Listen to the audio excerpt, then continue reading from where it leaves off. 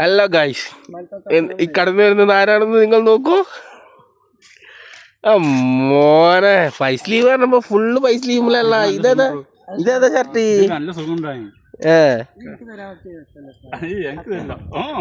ഇതേതാ ക്ലോത്ത്? ഏതാണ് ഇത്? കോട്ടൺ പോളിസ്റ്ററാ? കോട്ടൺ ഇങ്ങനെ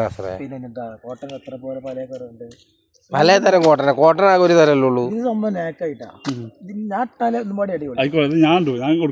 ടച്ചിന്റെ വാച്ചില് കറണ്ട് ഉണ്ടോ? ഇവിടെ ഞാൻ കണ്ട ന്യൂസല്ല. ഞാൻ ഇന്ന് ഒമ്പത് പോയി. ഒമ്പത് പോയിട്ട് രാത്രി വന്നു. എന്നിട്ട് എപ്പോഴും ഇറങ്ങി?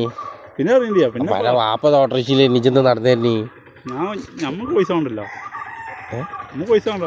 ജോസിക്ക് വന്നോ? അല്ല, ബസ്സിന് പൈസ വേണ്ട. വരുന്നേ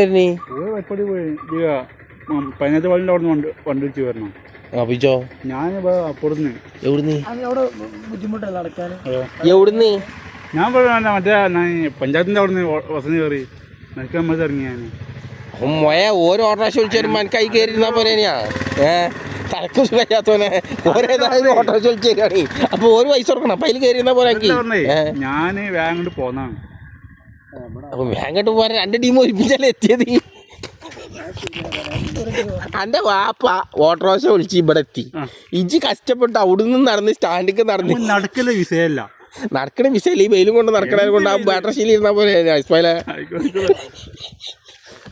നമുക്ക് ഇതിനെ പറ്റി എന്താ പറയാ?